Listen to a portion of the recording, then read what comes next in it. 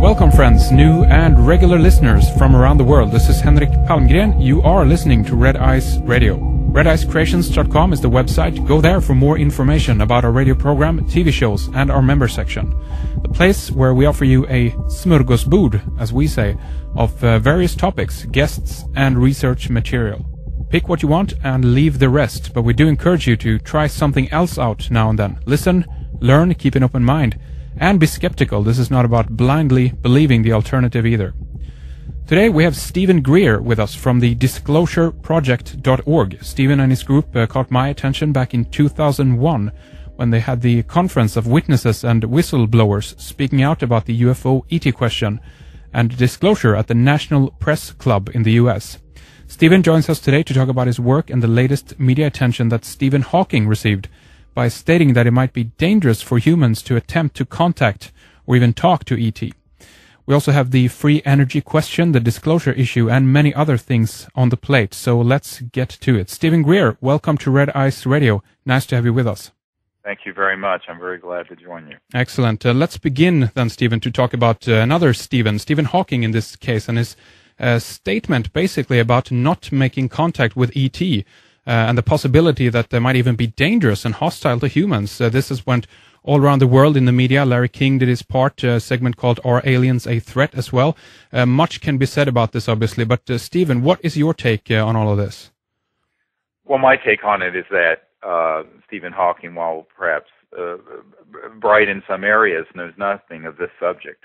First of all, he doesn't acknowledge the obvious fact that we're already being visited by very advanced interstellar civilizations. And number two, that if they were hostile, this would have been made quite evident by now, since they were involved in doing reconnaissance of our nuclear weapons experiments back in the 40s and 50s, and we have since then gone into space.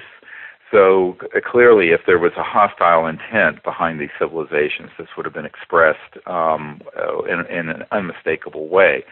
And I think the third point is that when people say these things, which you see a great deal in Hollywood, for example, there's so many movies like Independence Day and War of the Worlds and what have you, it's really a projection of the human condition. It's sort of an anthropocentric projection of the conflict and the wars and the strife we have on this planet, and then we project it onto our imagination of what these other civilizations are like.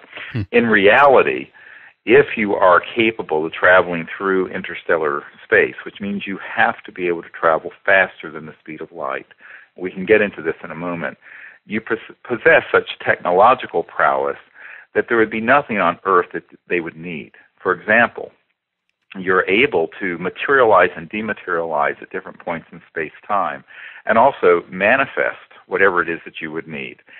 Moreover, there are probably millions, if not billions, of planets that are like the Earth, that have life on them and minerals and what have you, that are the way the Earth was, say, 500 million years ago when there was no human civilization on the planet, and yet there was abundant life. There would be no need to come to a planet such as Earth, as Stephen Hawking presents, to colonize it or to get our mineral wealth or what have you. This is sort of a childish projection of our own behavior over the last few thousand years, where we have invaded each other and taken over various lands to get minerals or to get territory. And I think it really speaks more to his own worldview and his own perhaps insecurities than it does to any scientific analysis of what the facts would be. And I think that in addition to that, it's a rather dangerous thing. You know, there are a couple of Lockheed Martin scientists who have come out with a book in the last few years basically saying the same thing. And you wonder, why would Lockheed Martin have their scientists putting out such scary scenarios? Well, the people who benefit from developing very advanced weapon systems, such as SDI and weaponizing space, would benefit a great deal from convincing the public that there is a threat out in space. Right. And as we know from some of our Disclosure Project witnesses, such as Werner von Braun's assistant, Dr. Carol Rosen, one of the things that Werner von Braun warned about on his deathbed was that there was a scheme, a plan afoot to present the extraterrestrial issue in a frightening way, so that there would be a sort of a payday for the military-industrial financial complex that's, currently about $1 trillion a year in spending. But if you could convince the whole world there's a threat out in space, you could build that $1 trillion a year military complex into something maybe that's $2 or $3 or $4 trillion.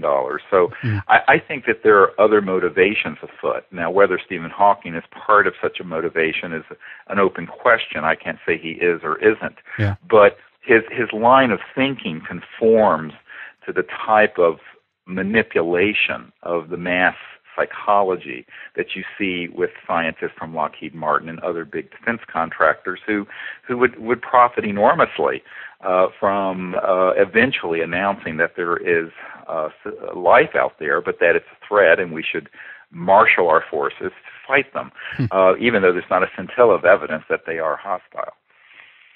I mean, exactly. This is very interesting because people have argued that a staged fake alien invasion might even be in the planning here, so to speak, and reasons for this might be, just as you say, weaponization of space and things like that. I guess if we go back to Werner von Braun again and some of the things that Caroline Roslin brought out, his assistant, do you think he should be trusted as well, considering his background, where he come from, so to speak?